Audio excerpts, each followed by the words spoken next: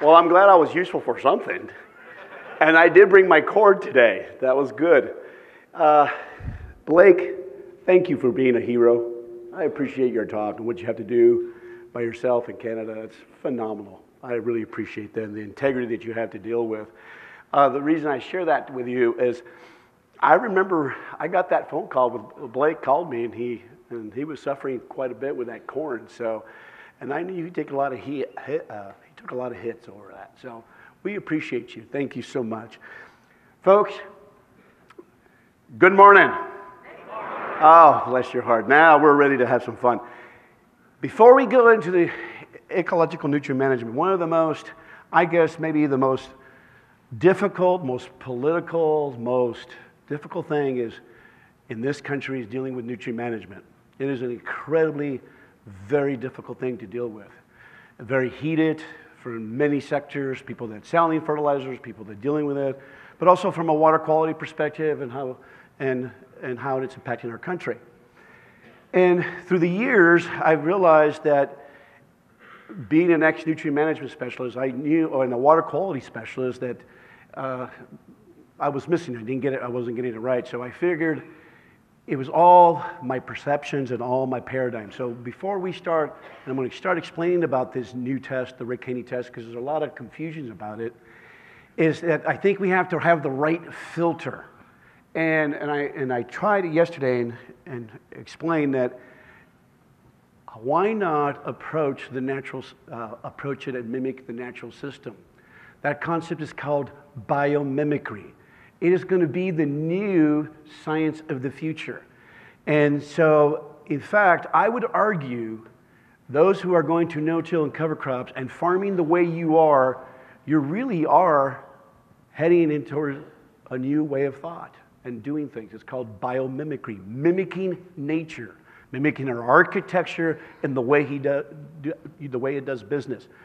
In fact, it would be great to have T-shirts and as you're going to the airport, because I go to the airport a lot, and have a shirt, I'm a biomimicker now that I'm farming. And you can imagine the discussion. It goes, well, what do you do? I said, I farm and ranch. I mimic nature. And I think that would open in a great discussion. And I think the way I'm going to start off this, so that we have the right filter, so that when I explain and start explaining the test, because the Rick Haney test is based on the concepts of biomimicry. The first test we've ever had in this country over 100 years of soil research and maybe 60 or 70 years or 80 years of soil testing. This is the first time in our country that we have a test that's based on the concepts of biomimicry and green chemistry. And I'll talk that in a little while. Let's start the paradigm shift. Let's go with this video.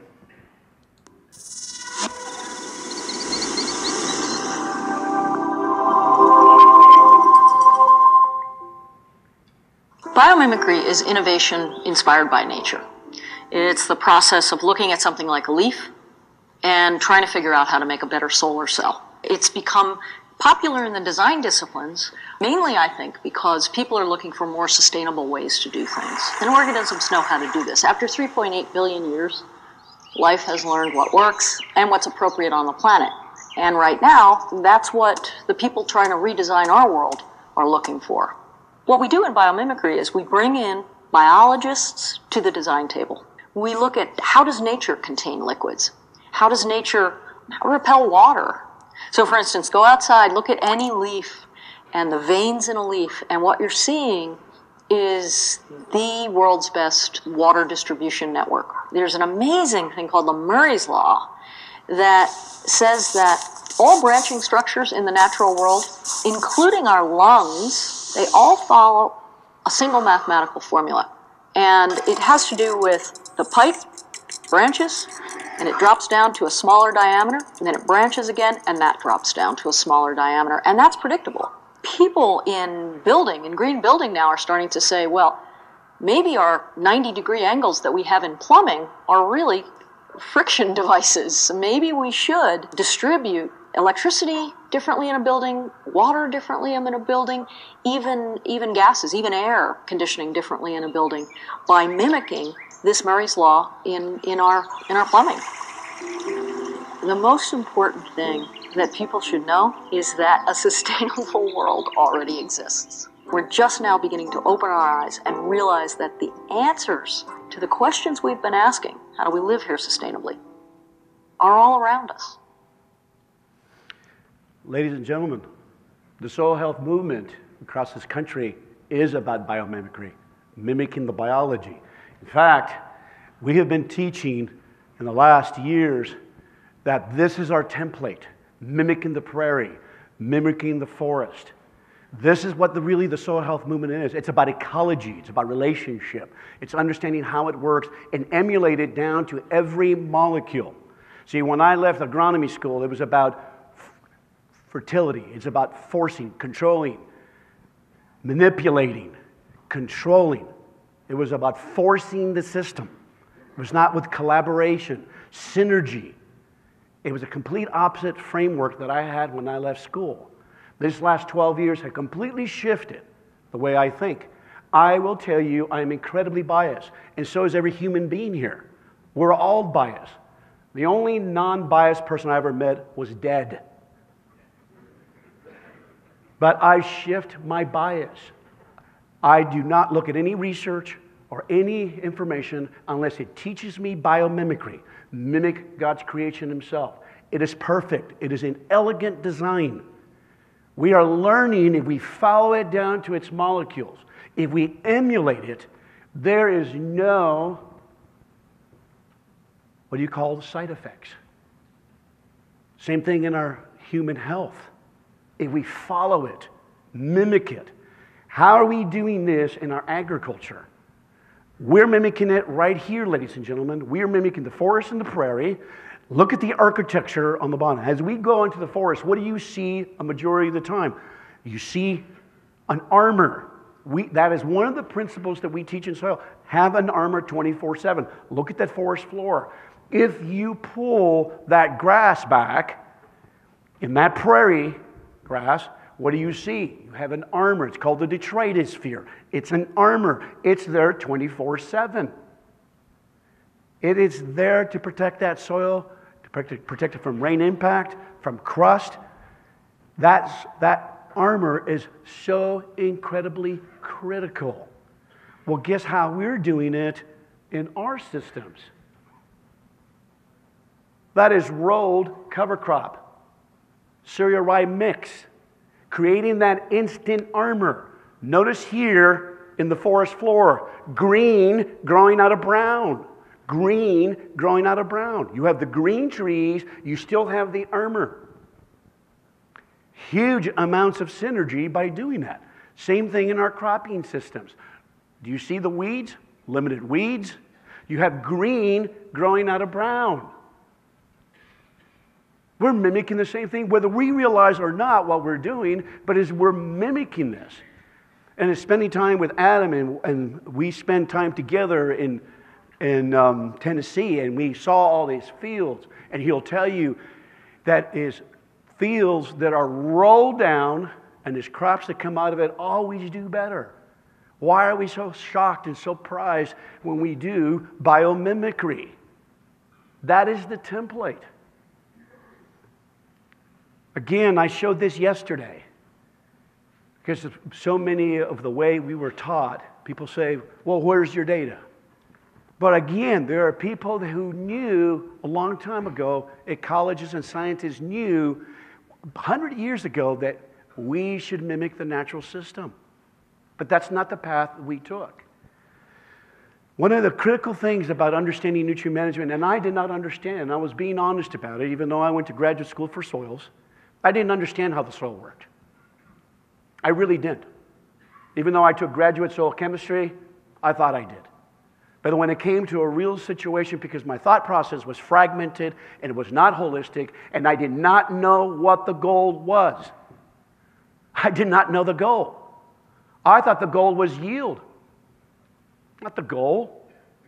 It's to understand how the system works, how to help my producers become effective, to understand and collaborate with the natural system. I was not taught that. I've learned that in the last 12 years, through much suffering. This soil health movement came through much suffering, through much turmoil, through much failure. Part of my failure too. So the first thing to always remember that 90% of nutrient cycling is biological. That's why it's called the biogeochemical nutrient cycle. It's biological first. This is what's happening, ladies and gentlemen, in this elegant world. This is what you see is bioturbation. This is living biology. On the left is just fungus and bacteria. On the right is you have earthworms, you have the arthropods, you have all the biology working together in synchrony to break down all the residue on top. If we didn't have the biology, we would be stacked with residue. Look at the elegance of that bioturbation. Can you imagine if you run a disc and if you plow that, you mess that elegance. They do the cycling. We don't need to aerate the soil. They do an incredibly awesome job. I remember one time I was speaking to in Kentucky, and a gentleman came up to me and he said, man, I apply all these nutrients and I do all these micronutrients, and I'm eating my barbecue sandwich and I'm listening to him, and I said, finally I opened my mouth and said, wow, it's expensive playing God, isn't it? He got real quiet. What do you mean, Ray? I said, the biology does that.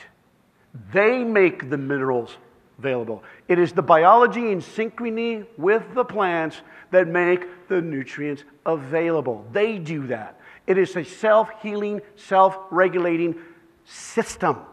It's an elegant system. Ladies and gentlemen, they'll take this, which we all have in common, geology. This is mineral, sand, silt, and clay. We all have that in common. I don't care if you're in New Mexico. I don't care if you're in Canada. You all have certain percent of clay, sands, and minerals, geology. But what changes is this incredible biotic substance. We know now this incredible molecules are super molecules. They may even have memory. We haven't even identified them. We are going into a world that we are baffled by. There are bazillions of these critters. We don't even know what they all do. We haven't all identified them. But they take that geology and they encapsulate. They encapsulate those minerals. We know now that through the recent research, 40% of that biotic material is dead carcasses of bacteria. 40% of organic matter. So if I say the word organic matter, what would most of you think? Come on, participate. What is the first thing that comes in your mind when you say the word organic matter? Humus. What else?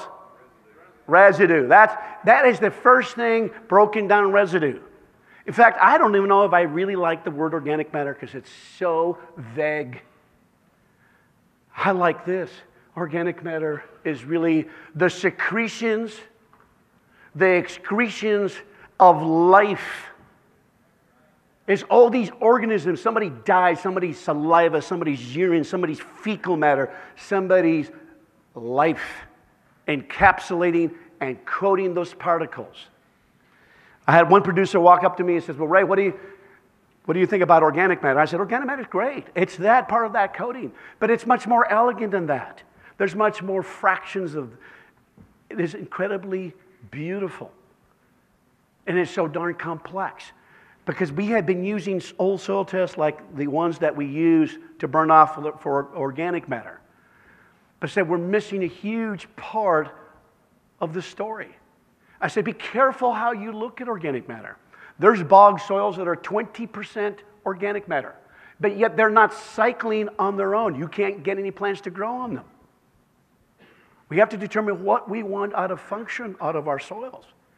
It's about not just organic matter. It's about internal nutrient cycling. It's internal water cycling.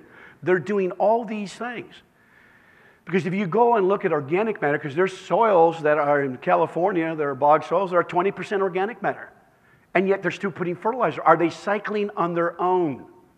See, my goal is to see a soil that is so healthy, it does not respond to nitrogen.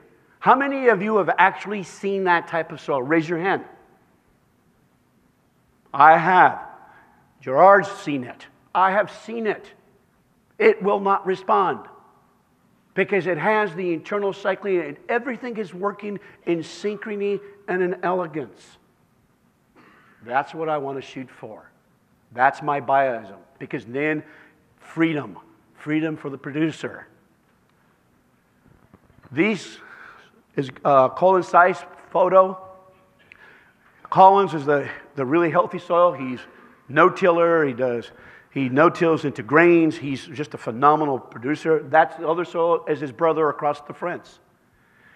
As these organisms are processing and cycling in these plants, they bring up the nutrients from lower depths. They bring it, they encapsulate it, they embed it, they entomb it into these biotic substances, these biotic glues. Look at the difference, how it's changed. This is why we, as a people, partially, is we're sick. We're not picking up. Our food is 50% less nutrient dense because the way we farm. We are not picking up the nutrients. Our animals are not, the plants aren't picking it up, the animals aren't picking it up, the humans aren't picking it up. It's right here. It's all about, comes back to the soil. This is the model that I went to college for. It's called the inorganic-based soluble state model. See, I thought when I left Graduate School of Soil that I thought, okay, and this does work, this is true, that you got the soil solution, it comes into the water solution goes into the soil, it comes in contact with the mineralogy, and you have these ions and cations flowing in there, and I actually walked away with the concept that they're just doing it by themselves. This model has caused 40 to 60% of our nitrogen and phosphorus, according to Dr. Katzman, to be decoupled. We have decoupled the carbon and nitrogen and phosphorus cycle. That means we have diminished it. And because of this system, we leave the ground bare 4 to 6 months out of the year. Now, let me see if I can get my little video here. Dr. Drinkwater from Cornell, I think she's got a great thought process. She says we need to go more to an ecological-based nutrient management. It is driven by biochemistry. Biochemistry drives the inorganic chemistry. It is the microbes that build the aggregate, process the organic matter. They make the organic matter, them and the plants together. The more organic matter, the more buffering of the chemistry. So biology dictates all of it. It's critical to understand that. Another thing that, to me, is when I started questioning, it was when I was in Pennsylvania at Jim Harbach's farm. Jim and I were walking. He has great no-tiller, beautiful green corn. There is earthworm mittens everywhere. And his nitrogen soil test said, you're lacking 50 pounds of N. Now keep in mind, he's got all the dairy manure. He's been doing multi-species cover crops. His corn is beautiful emerald green. And the soil test says 50 units more. And then what bothered me the most, those 50 units at that time cost him over $50,000 to put it on. And the corn did not need it.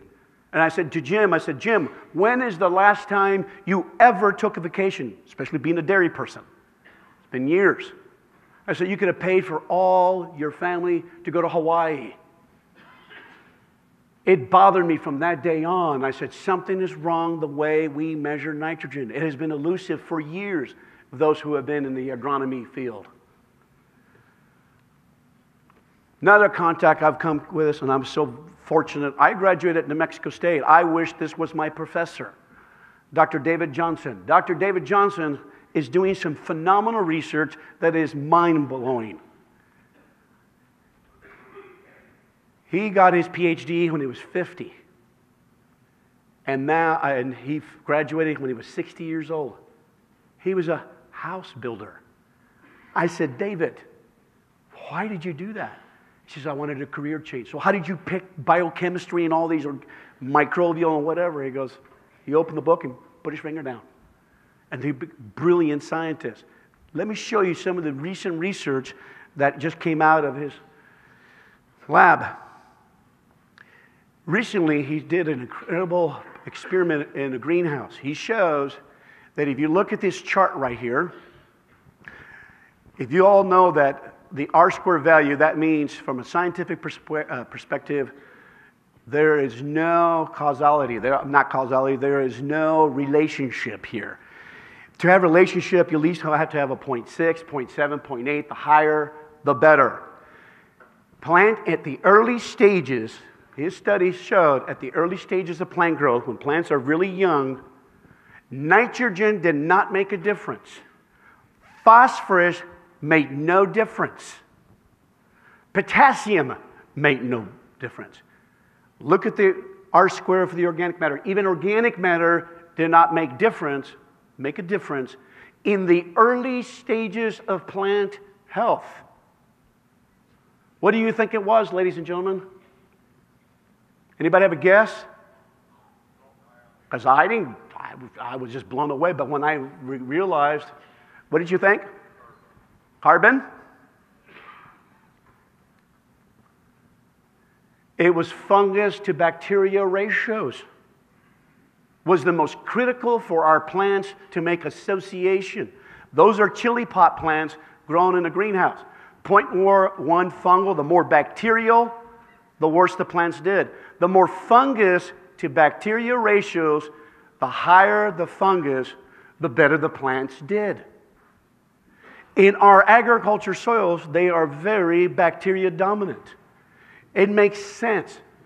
If you get the biology right, that plant wants to make association right away. Why does it want to make association with that? Because it needs to get access to the nitrogen, to the phosphorus, to the potassium, to the organic matter. Well, how does it do that? It builds incredible relationship with the fungi. We're beginning to find out that the fungi play a much more critical role than we've ever imagined. Then comes Rick.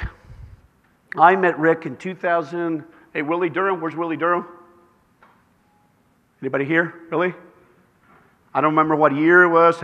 I think 2010. Rick works for USDA ARS. I am so glad we have an ARS, our sister agency. I'm glad that we have a lab that's not influenced by external forces, but they're designed to find scientific truth. Now, let's start with this premise I want to make about the Haney test. The first thing I want to say, do not compare the regular soil test with the Haney test. It is apples and oranges. Apples and oranges. You cannot compare them. It's a different premise. Our old tests are based on reactive chemistry. Haney test is based on green chemistry, biomimicry. They're total different animals. One is incredibly sensitive, more biological. The other one is not as sensitive. They're different tests. And trying to correlate one test with the other, you're already looking at it wrong. Another thing you have to keep in mind, you have to have a good concept of soil ecology and microbiology. You have to think like a microbe. You have to understand the elegance that's going on so that you can begin to use this tool. And please understand, it is a tool that it's new. We're trying to predict an incredible, elegant system, and you take little cores and you try to get a representative of that whole soil. I'm shocked that even some of it even makes any sense. What are the old tests or the new test? And also keep in mind, ladies and gentlemen, the moment you moved the soil or you disturbed it, you changed it. You changed it. Science that's observation understands that. I predict in my whole lifetime we will never ever predict every molecule of nitrogen. It will not happen. It is too complex. It is too elegant. But this test, at least, I feel like we're hitting the barn door. Before we weren't even hitting the barn. We were so far off. Rick uses incredibly sophisticated equipment. Very few people have ever gone to his lab. But yet he's incredibly gracious that you can see the incredible equipment that he uses. This is not guesswork. This has been years in the making. Dr. Haney has been researching years and years. We knew since the early turn of the century that respiration had something to do with fertility. The Russians knew that. The best soil microbiologists were Russian. These are some of the pieces of equipment that he uses. I'll talk about some of it in a little while. The test bases on these 7 parameters. The first one you see is Solvita 1 day. That is the respiration. That is the way the microbes respire. Right now, all of us are living creatures here. Our CO2 content in this room is higher. You got more CO2 in this room right now because all of us are breathing and giving it off. The other one is what you see, extractable organic carbon. That is the groceries, ladies and gentlemen. That's the refrigerator that we were talking about yesterday, what Adam was saying. You can have a big house, but you can be eating Vienna sausages every day. Life sucks. That's the groceries. I want a big pantry. The percent MAC is the efficiency of the microbes in processing the groceries. Notice it says extractable organic nitrogen. This has been elusive to us. We have been losing 50% of that. That's the organic nitrogen. And then you got inorganic N&P and the organic carbon and nitrogen ratio. And then you have a soil health score. When we first started doing these tests, let's make it very clear. I'm the one that started promoting this test all over the country. Not so much NRCS. We got this test from Rick. We took it to North Dakota. We took it to Gabe. We did it in the Minokan. We started testing it all over the country to get him feedback, to see how it works. Because in my mind, my goal, my dream was always to be able to help the producer reduce costly inputs. That's the goal of Gabe, the rest of us, and some of you in here. All of us have been involved in that. That's why this test came about. This was the early stages of that research for wetting and drying. The way it works, and again, if you look at the literature, this was well known. If you look at the soil, the graph on top, this is moist and dry. The soil on top is College Station. The soil in the middle is Lubbock, and the one in Amarillo. This is called the 1-day CO2 burst. What does that mean? What that means, ladies and gentlemen, the higher the fertility, the more the groceries. When it rains, the soil microbes respond extremely quickly and they release CO2. So what the concept was and the theory is, if we can predict that, we can help estimate how much mineralization is going to occur. That was the concept. The higher the fertility. Now look at the Lubbock soil, how quickly it responds. There is something going on that we can't even grasp, that and Rick and I talk frequently, because he was out there with he has a special apparatus and going out and measuring the soil. Many of us thought when we get a rain event, what do we all assume? That because we have some nitrogen in the water, that every time you've noticed a rain event, the crops look better. How many have actually observed that? Where did you think the nitrogen came from, Gerard? The sky, the nitrogen, the fixation. Rick and I were talking about it, and Rick mentioned it's really this CO2 burst that's occurring, and it happens so quickly. And there's these conversions going on, and these always happening. But what was shocking, how quickly the microbes respond to a rain event. This is the premise that was, and it wasn't just Rick that came, there were scientists years ago that knew this. One of the things I really appreciate about Rick's test, it's a passive test. It's not a reactive test. If you're a good observer and a good scientist, you watch nature, that she gives you the answer. What is the most powerful test that medical science uses when they're trying to determine your function, your health? The blood test. Isn't it interesting in the book of Leviticus? The life is in the blood. In the blood of a human, I can tell endocrine function. I can tell your balance of your body, how you're doing. What is your body doing? How's the antibodies? What's going on? It's a passive test. Notice, they don't put a chemical in there when they do the blood test. They just take it from your blood, and then the body speaks to the doctor. The practitioner who knows what he's doing, that understands the body function.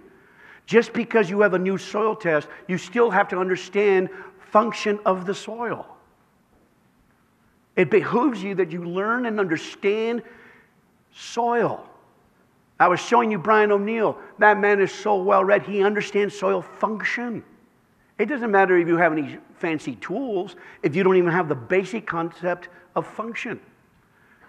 What good is it to have an agronomist that just gives you a prescription? How many of you like doctors that just give you a prescription and go away? I prefer the one that has holistic thought process, understands how the body works. Same thing as an agronomist. You better be talking soil ecology. Better be talking soil biology. You better understand the function of the soil, a rudimentary function. So if the blood is the life of the human, so what is the blood of the soil? The soil water solution. It's the water. It's the one that picks up all the nutrients and the carbon and all the food. That's what your blood does. It carries food and substance to all the cells. Wow. A test, our soil test, that is built on the right premise. Does it need to be tweaked? Does it need to be better? Absolutely it does. But the premise is correct, and I'll defend it. Ladies and gentlemen, when your soil ecosystem is breaking those carbon, 35% of that becomes organic matter. All these molecules leak down into the soil solution. It picks it up. And also the things that are happening in the root system and the microbes and all these interactions that are just absolutely incredible and phenomenal going on. All these things are going on all the time throughout the year. We have now a soil test that can pick up those molecules. We can show from what you see there and here and show incredible distinct differences. Can you see the difference in color? Now, what if we have an analytical tool that can pick up distinctly the difference in carbon and nitrogen in those two different soils? We have that now.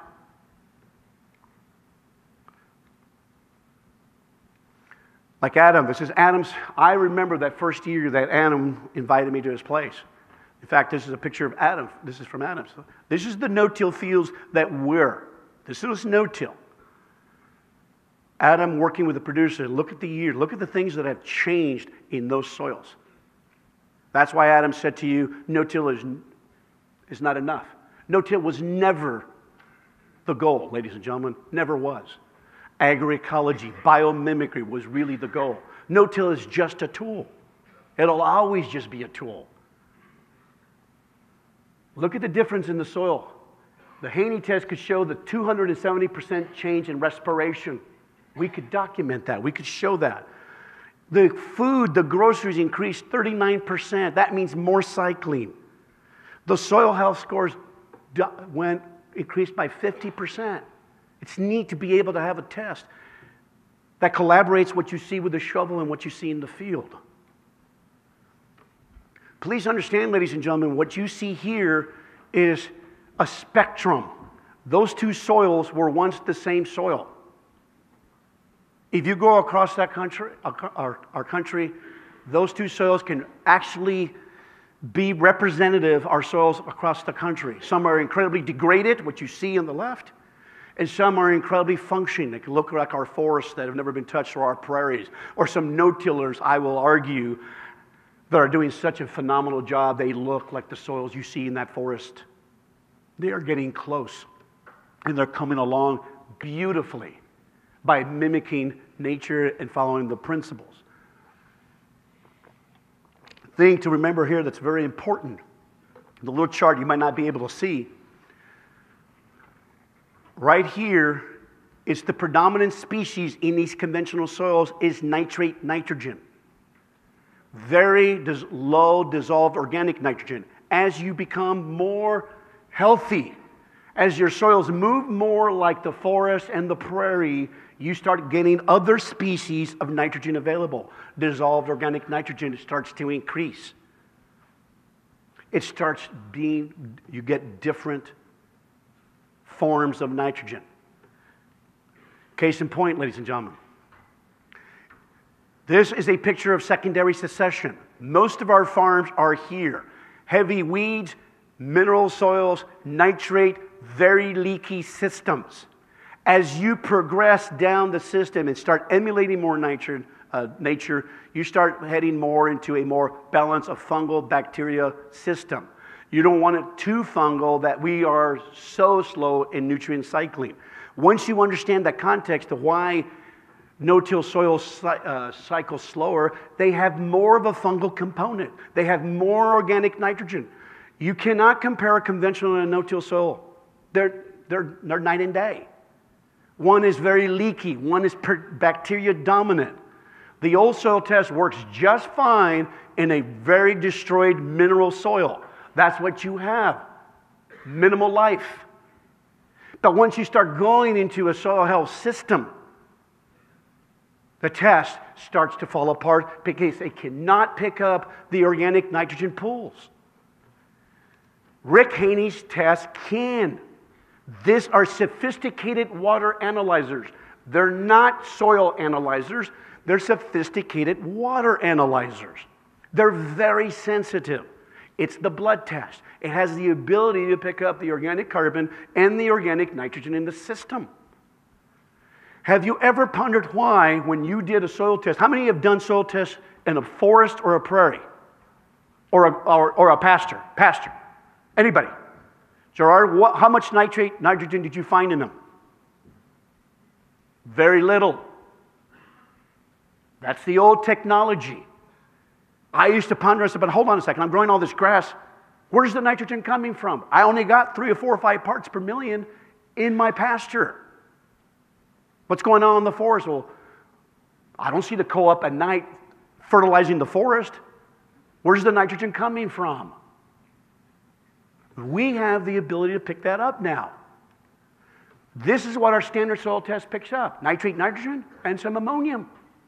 The Haney test has the ability, because of the sophisticated machine, direct read from the water solution, it can pick up those other forms of organic nitrogen that are in the forms of ammonium, and that are in forms of amino acids.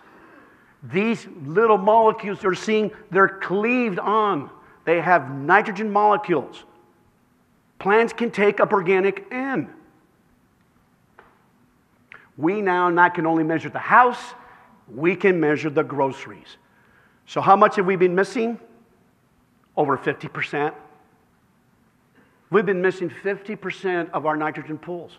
That's why we're over-fertilizing. That's why our lakes and rivers are being filled with algae. We're missing the mark. And we're getting sick over it. Here's the other form of why the Haney test.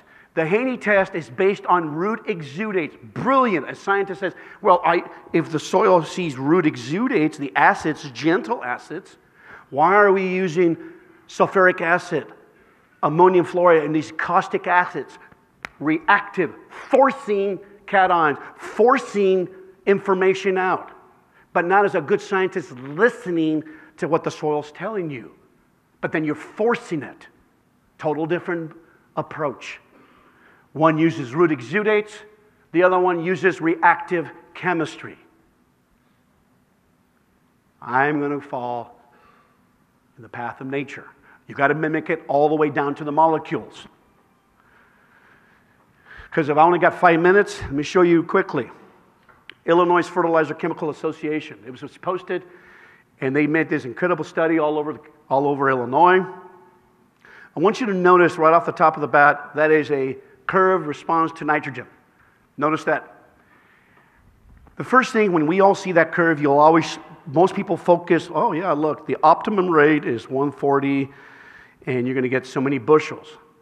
But rarely do people ask, on the first part, look at the zero. How come we almost got 100 bushels with no fertility? How come we don't ask that question first? Look at this data point. Is that a good data point on the zero? They did no zero plot. That data point is worthless because you have nothing to compare it to. So here's what, out of those 170 plots, this is the data that Rick took it out. They took it off from their website. Good little research project they did. Notice the zero, the 50 pounds, zero. And look at the 50 units. Look at the plots. There are some that at 0 all the way up to 60. Look at the 100, all the way range from 15 bushels all the way up to 100. The thing is, it's very fascinating. I mean, look at how some of the plots came out. Some, even with all these application of nitrogen, look at this plot, didn't respond at all. Most people focus on this data point right off the top of the bat, but they don't focus on the outliers and what the whole information is telling them. The whole thing at the bottom, and the bottom line of this was showing that the most efficient use of fertilizer was 50 pounds. Not our research, not their data. Rick just took it off from them. 80% application efficiency when you get that fertilizer. When you put 100, you only get 54% efficiency. And please keep in mind, ladies and gentlemen, we have known for years that when you put chemical fertilizer, 60% never reaches the plant. We've known that for years. You may get, luckily, 40 to 50 that actually reaches the plant. Look at here with our fertilizer efficiencies. At 200, 44. So, I'm going to wrap it up here. We go right here to the last slide. Oops, well, I guess we don't have to worry about the last slide. The whole point, ladies and gentlemen, that I want to leave you with, I think this is the last slide to actually lend well. Derek and Tanis, are they here today? I am very fortunate, because this is what this is about, ladies and gentlemen. It's about family surviving on the farm. We were at a workshop. When was it? When we had them in our home. You got them at your house. When? August. It was August. We were sitting there having a cold beer. Lovely couple. I'll never forget Tanis' words. She said, "Ray, it's so awesome not to stress about the fertilizer bill that once used to be $327,000. Last year it was $27,000. You could see the emotion coming out of her. How, Ray, it felt so good not to have that stress. It is so fantastic, but what makes them, Derek and Tanya, so different? They are students of soil health. When they go on vacation, let's go to a field day. Let's go take a mycorrhizae class. Wow, Dad, I'm really excited. Can you imagine the family conversation? She's got a degree in biology. Both of them are students. They're willing to try different things. I will leave you with this last thought process. The Haney test is for early innovators, early adopters. It's not for the rest of the world. It's not ready. It's for people that want to learn and try to reduce. It's for the people like Blake that want to make a difference and want to have clean water and make a difference for his family. That's what the test is for. People who have an open mind and willing to try it. Now, ladies and gentlemen, last words. Adam made a very good point, Adam Daughter, yesterday. I don't only use the Haney test, I use the old soil test, I use earth forth, I use the shovel, I use the slake test, I use all of them, test plots, all of them, and tissue samples. All of them together as a collective.